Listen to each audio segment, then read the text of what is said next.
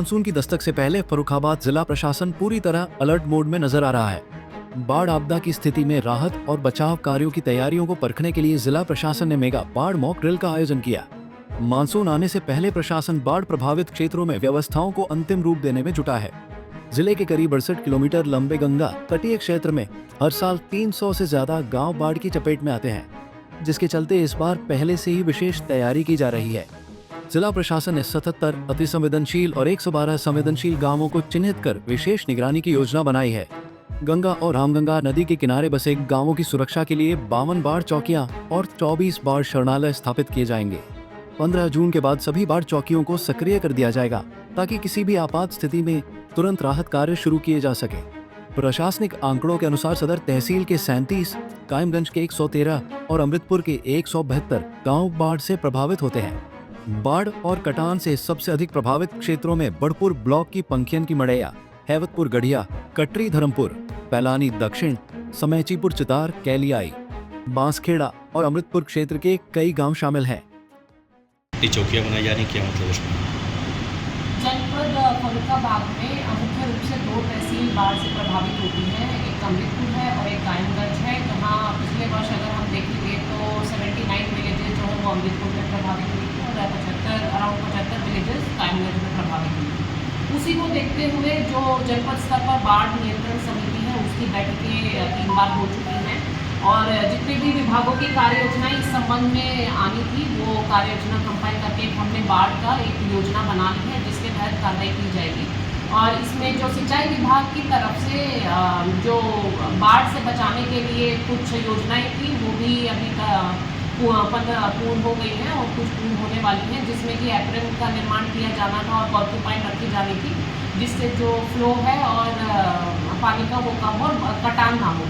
तो सिंचाई विभाग की तरफ से भी योजनाएं पूरी की जा चुकी हैं। बाकी सभी सीएमओ, सीडीओ, बीएसए, राजस्व विभाग की इसमें सबसे बड़ी महत्वपूर्ण भूमिका रहती है, जिसके तहत जो शरणालय हैं वो भी बना लिए गए हैं और बाढ़ चौकियों का जो लोकेशन है वो भी चयन कर दिया गया है। और यदि बाढ़ आती है और ऐसा ज़रूरत पड़ती है कि बाढ़ राहत सामग्री का वितरण किया जाएगा तो उसके तहत जितने भी प्रोसीजर्स हैं राजस्व विभाग के द्वारा वो कर देगा।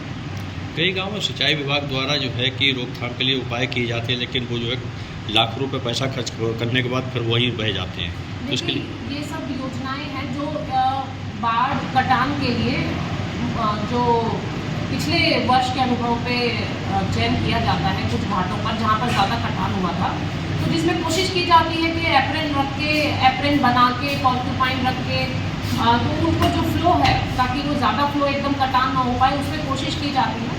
बाकी सिंचाई विभाग के द्वारा एक तटबंध का निर्माण भी एक पूरी कार्य योजना बनाई जा रही है जो कि अभी प्रगतिशील है, तो उसको भी पूरा करा के ताकि आने वाले वर्षों में बाढ़ से कुछ एक परमानेंट थोड़ा सा उससे राहत मिले, तो वो भी कार्रवाई की जाए। कुछ गांव ऐसे हैं जो बाढ़ की जद में आके जो बिल्कुल साफ हो गए हैं, कई जगह ऐसा जो है पिछले वर्ष देखने में मिला था।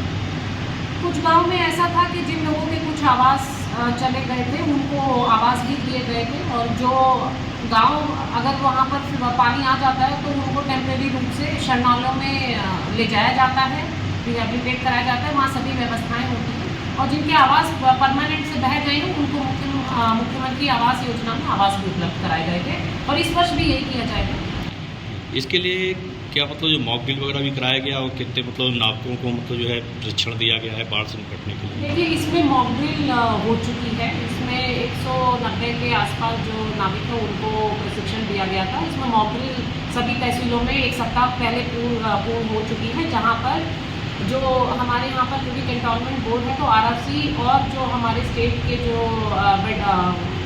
एनडीआरएफ हैं उन्होंने भी यहाँ पर जो मॉक ड्रिल है वो की है, मिलकर ज्वाइंट एक मॉक ड्रिल किया जिसमें राजस्व विभाग भी उपस्थित है। राहत और बचाव कार्यों को प्रभावी बनाने के लिए प्रशासन ने 191 नावों और नाविकों की तैनाती की योजना बनाई है। इसके अलावा आपात स्थिति से निपटने के लिए गोताखोरों की भी तैनाती की जाएगी। बाढ़ संबंधी शिकायतों और तत्काल सहायता के लिए 2 बाढ़ नियंत्रण कक्ष भी स्थापित किए जा रहे हैं जो 24 घंटे निगरानी और सहायता का कार्य करेंगे। मौसम विभाग ने 15 से 25 जून के बीच मानसून पहुँचने की संभावना जताई है। ऐसे में जिला प्रशासन किसी भी संभावित आपदा से निपटने के लिए तैयारियों को अंतिम रूप देने में जुटा है। अब देखना होगा कि मानसून के दौरान ये तैयारियां बाढ़ प्रभावित क्षेत्रों में कितनी कारगर साबित होती हैं। पंजाब केसरी टीवी के लिए फर्रुखाबाद से दिलीप कटियार की रिपोर्ट।